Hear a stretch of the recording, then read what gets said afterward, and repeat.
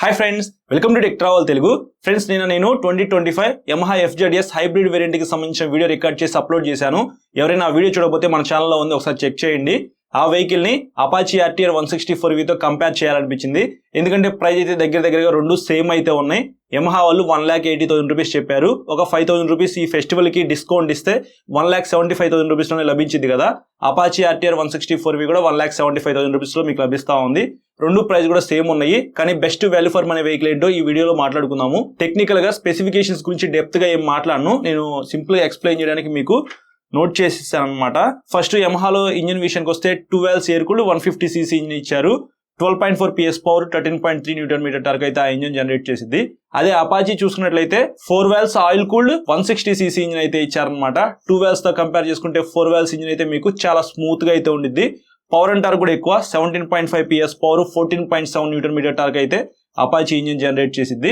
ఇంకా రెండు వెహికల్స్ లో కూడా ఓపెన్ చైన్ అయితే ఇచ్చారు. ఎవ్రీ 500 కిలోమీటర్స్ కి మీరు అయితే చైన్ క్లీన్ చేసుకోవాలి.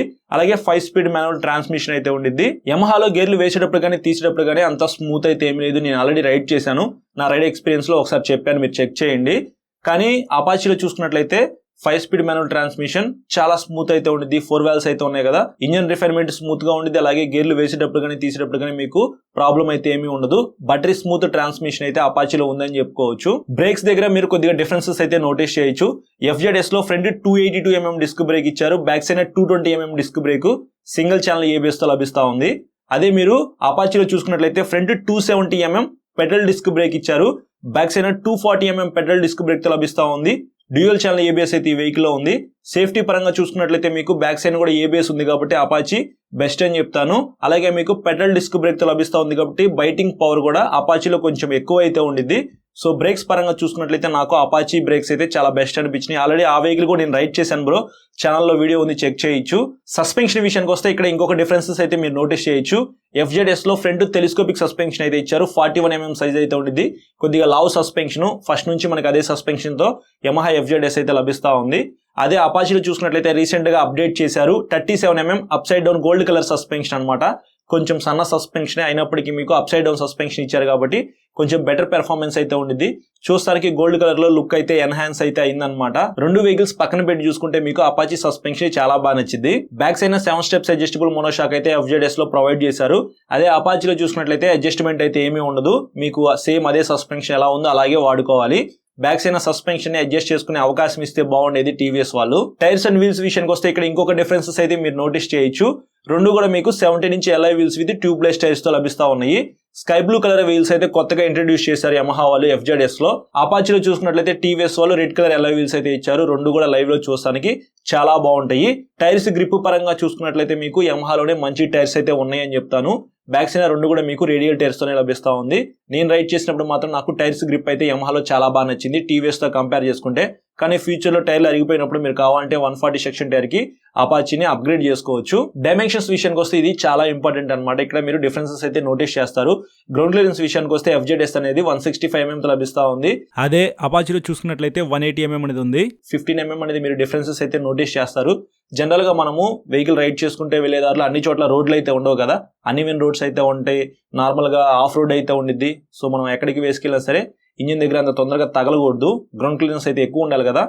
FZS తో కంపేర్ చేసుకుంటే మీకు అపాచీలో కొద్దిగా ఎక్కువ గ్రౌండ్ క్లియరెన్స్ అయితే ఉంది కాబట్టి ఇది ఖచ్చితంగా ప్లస్ పాయింట్ అయితే అవుతుంది. సీట్ హైట్ విషయానికి వస్తే FZS అనేది 790mm అనేది ఉంది. అదే అపాచీలో చూసినట్లయితే 800mm అనేది ఉంది. కొంచెం హైట్ అయితే ఎక్కువ ఉండిద్ది. 5.6 కన్నా హైట్ ఎక్కువ ఉన్న వాళ్ళు అపాచీని ప్రాపర్ గా రైడ్ చేయగలరు. 5.4 హైట్ ఉన్న వాళ్ళైనా సరే FZS ని ప్రాపర్ గా రైడ్ చేయగలరు. ఎందుకంటే వెయిట్ అనేది మీరు కొద్దిగా డిఫరెన్సెస్ అయితే నోటీస్ చేస్తారు. 138 kgs FZS వెయిట్, 146 kgs ఏమో అపాచీ వెయిట్ అనమాట. దగ్గరగా 8 kgs అయితే డిఫరెన్సెస్ మీరు నోటీస్ చేస్తారు.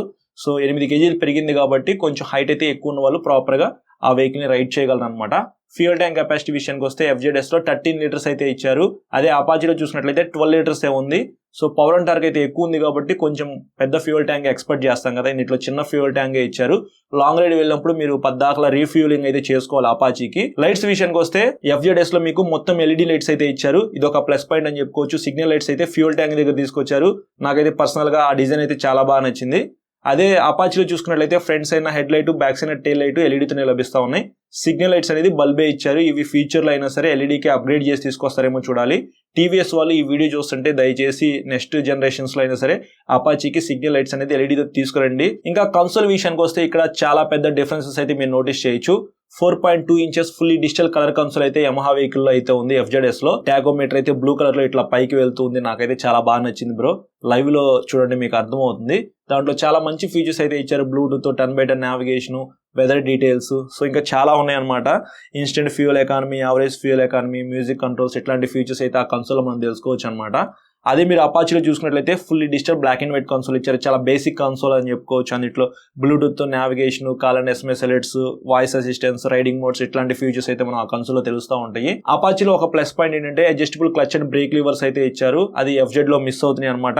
ఇంకా సీట్ కంఫర్ట్ విషయానికి వస్తే సింగిల్ లాంగ్ సీట్ అయితే అపాచీ వెహికల్ అయితే ఉంది. బారుగా ఉండిద్ది, ఫ్యామిలీకి ఉపయోగించుకోవచ్చు. Back side pillion seat comfort కూడా బాగుంటుంది. కానీ యమహా వెహికల్ చూసుకున్నట్లయితే ఇంకా బారు సీట్ అయితే ఉండిద్ది, కొద్దిగా వెడల్పు అయితే ఉండిద్ది అనమాట. అపాచీతో కంపేర్ చేసుకుంటే సీట్ కంఫర్ట్ అనేది పిలియన్ రైడర్ కి FZS లోనే చాలా ఎక్కువ అయితే ఉండిద్ది. నేను పర్సనల్ గా రైడ్ చేశాను. నాకు back side pillion seat comfort అయితే FZS లోనే బాగా నచ్చింది. అలా అని చెప్పేసి అపాచీలో ఉన్న back side pillion seat comfort అయితే వేస్ట్ అని నేను చెప్పట్లేదు. అది కూడా మనం యూజ్ చేసుకోవచ్చు. రియాలిటీలో ఒకసారి మీరు టెస్ట్ రైడ్ కి వెళ్ళినప్పుడు బ్యాక్ సైడ్ పిలియన్ రైడర్ గా కూడా కూర్చొని చెక్ చేసుకోండి. అప్పుడు మీకు ఒక క్లారిటీ అయితే వస్తుంది. ఇంకా రెండు వెహికల్స్ లో కూడా మెటల్ ప్యాసింజర్ ఫుట్ రెస్ట్ అయితే ఇచ్చారు. శారీ గార్డ్ అయితే ఉంది. సైడ్ స్టెప్ ఫుట్ రెస్ట్ అయితే మనకి యాక్సరీలో వస్తుంది. ఏవి కూడా స్కిప్ అవ్వలేదు. కానీ ఇక్కడ కీ అయితే నాకు అస్సలు నచ్చలేదు అనమాట. యమహాలో R15 కొన్నా, MT15 కొన్నా, FZ కొన్నా సరే మనకి సేమ్ అదే కీ అయితే ఉండిద్ది. వేవ్ బైట్ కీ అని చెప్పేసి RTR 164V లో ఉండిద్ది. అలాంటి కీ డిజైన్ తీసుకొస్తే బాగుండేది. కొద్దిగా యూనిక్ గా ఉందన్నమాట.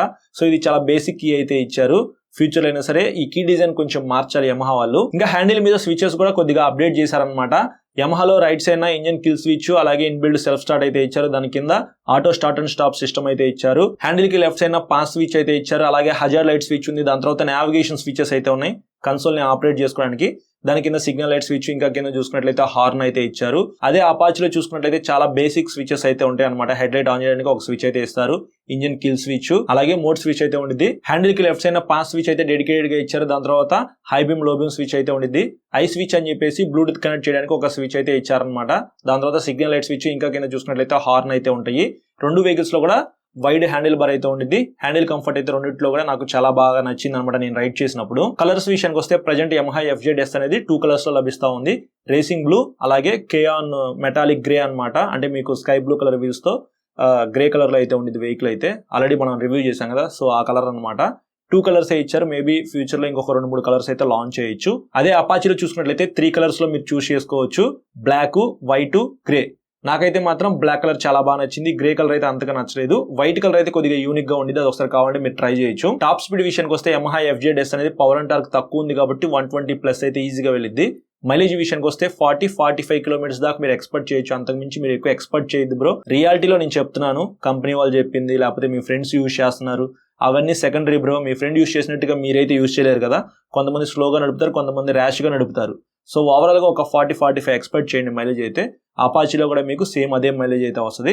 టాప్ స్పీడ్ విషయానికి వస్తే అపాచీ కొద్దిగా పవర్ అండ్ టార్క్ ఎక్కువ ఉంది కాబట్టి ఈజీగా 130+ అయితే వెళ్ళిద్ది. చూసారు కదా స్పెసిఫికేషన్స్ పరంగా డిఫరెన్సెస్ అయితే. ఇప్పుడు రియాలిటీలో best value for money vehicle ఏంటో మాట్లాడుకుందాము. ఇక్కడ కొన్ని కీ పాయింట్స్ అయితే నేను రాసుకున్నాను. అపాచీలో మీకు బెస్ట్ ఇంజిన్ అయితే ఉండిద్ది. చాలా స్మూత్ రిఫైన్డ్ ఇంజిన్ అయితే ఆ వెహికల్ అయితే ఉంది. తర్వాత బ్రేక్స్ కూడా చాలా బాగుంటాయి. పెడల్ డిస్క్ బ్రేక్స్ ఇచ్చారు కాబట్టి. అప్ సైడ్ డౌన్ సస్పెన్షన్ ఉంది. అలాగే మీకు హైయెస్ట్ గ్రౌండ్ క్లియరెన్స్ అయితే ఉండిద్ది 180 mm. రైడింగ్ మోడ్స్ అయితే ఉన్నాయి. Adjustable clutch and brake levers, wave bite key, అలాగే హెడ్ లైట్ ఆన్ చేసుకోవడానికి డెడికేటెడ్ గా ఒక స్విచ్ అయితే ఉండిద్ది. 3 కలర్స్ లో మీరు చూస్ చేసుకోవచ్చు. టాప్ స్పీడ్ అయితే ఎక్కువ వెళ్ళిద్ది. అలాగే మైలేజ్ కూడా ఒక 40-45 దాకా అయితే వస్తుంది కాబట్టి ఇందులో ఉన్న మెయిన్ ఇంపార్టెంట్ ఫీచర్స్ అయితే ఇవే అనమాట. మనం డే టు డే లైఫ్ లో కావాల్సిన ఇంపార్టెంట్ ఫీచర్స్ అయితే అపాచీలో ఉన్నాయి. సో ఈ వెహికల్ కొనుక్కోవడంలో తప్పే లేదు 1,75,000 రూపీస్కి. కానీ యమహా FZS లో చూసుకున్నట్లయితే మనకి మంచి లావ్ సస్పెన్షన్ అయితే ఇచ్చారు. టెలిస్కోపిక్ సస్పెన్షన్ అయినప్పటికీ కొంచెం లావ్ అయితే ఉండిద్ది. వైడ్ టైర్స్ అయితే ఉన్నాయి. సీట్ హైట్ అయితే కొంచెం తక్కువ ఉండిద్ది. అంటే హైట్ తక్కువ ఉన్న వాళ్ళకి చాలా బాగా సెట్ అయ్యింది అనమాట. 790 mm కాబట్టి. ఫ్యూయల్ ట్యాంక్ కెపాసిటీ మీకు 1 లీటర్ అయితే ఎక్కువ ఉంది కదా, 13 లీటర్లు అయితే ఆ వెహికల్ లో ఉండిద్ది. 138 kg వెయిట్ అనమాట. ఒక 8 kg అయితే డిఫరెన్సెస్ నోటీస్ చేస్తారు. నేను కొద్దిగా హైట్ తక్కువ ఉంటాను, నాకైతే కాళ్ళు కింద అందాలి, వెయిట్ కూడా నాకు లైట్ వెయిట్ ఉండాలి, బరువు ఉండకూడదు అనుకున్న వాళ్ళు ఈ వెహికల్ అయితే బ్లైండ్ గా తీసేసుకోవచ్చు, అపాచీని స్కిప్ చేసేసి. అలాగే మొత్తం ఎల్ఈడి లైట్స్ అయితే ఇచ్చారు కాబట్టి అది కూడా చూస్తానికి నాకు చాలా బాగా నచ్చింది. 4.2 inches full digital colour console అనమాట, ఇది ఒక ప్లస్ పాయింట్ అని చెప్పుకోవచ్చు. సో అది చాలా బాగుంటుంది. Instant fuel economy, average fuel economy లాంటి ఫీచర్స్ అయితే ఆ కన్సోల్ మనం తెలుసుకోవచ్చు. కంఫర్టబుల్ సింగిల్ లాంగ్ సీట్ అయితే ఇచ్చారు. అపాచీతో కంపేర్ చేసుకుంటే ఇందులో కొద్దిగా కంఫర్ట్ అయితే బాగుండిద్ది. అలాగే auto start and stop system అయితే ఇచ్చారు. i3s టెక్నాలజీ లాగా ఈ వెహికల్ SMG అనేది కొత్తగా ఇంట్రడ్యూస్ చేశారని చెప్పాను కదా. ఎక్కడైనా మీరు సిగ్నల్ లైట్స్ దగ్గరికి వెళ్ళినప్పుడు వెహికల్ అనేది ఇంజన్ ఆపకుండా అట్లాగే ఉన్నారనుకోండి, ఆటోమేటిక్ గా అదే ఆగిపోయింది, దాని తర్వాత మళ్ళీ అదే ఆన్ అయింది. సో ఫ్యూయల్ సేవింగ్ ఫీచర్ అని చెప్పుకోవచ్చు, ఆ ఫీచర్ అయితే ఈ వెహికల్ లో ఉంది. దాని తర్వాత హజార్డ్ లైట్స్ అయితే ఇచ్చారు, ఇది నాకు పర్సనల్ గా చాలా బాగా నచ్చింది. నావిగేషన్, మైలేజ్ కూడా 40-45 దాకా అయితే వస్తుంది కాబట్టి ఈ వెహికల్ కి సంబంధించిన హైలైట్ ఫీచర్స్ అయితే ఇవన్నమాట. ఫైనల్ కంక్లూజన్ విషయానికి వస్తే స్పెసిఫికేషన్స్ పరంగా డిఫరెన్సెస్ చూసారు, అలాగే హైలైట్ పాయింట్స్ కూడా చూసారు కదా. ఈ రెండు వెహికల్స్ లో మనకి best value for money vehicle అయితే ఖచ్చితంగా టీవీఎస్ అపాచీ RTR 160 అవుతుంది. అందులో మనకి కావాల్సిన ఫీచర్స్ అయితే డే టు డే లైఫ్ లో ఉపయోగించుకునేవి అన్ని ఉన్నాయి. కొంచెం పెర్ఫార్మెన్స్ ఎక్కువ కావాలి, నేను ఎక్కువగా లాంగ్ వెళ్దాం అనుకుంటున్నాను అనుకునే వాళ్ళైతే ఖచ్చితంగా అపాచీ RTR 160 తీసుకోవచ్చు. కొనే ముందు ఒకసారి టీవీఎస్ షోరూమ్ కి అయితే వెళ్ళి టెస్ట్ రైడ్ చేసి వెహికల్ పర్చేస్ చేయమని చెప్తాను.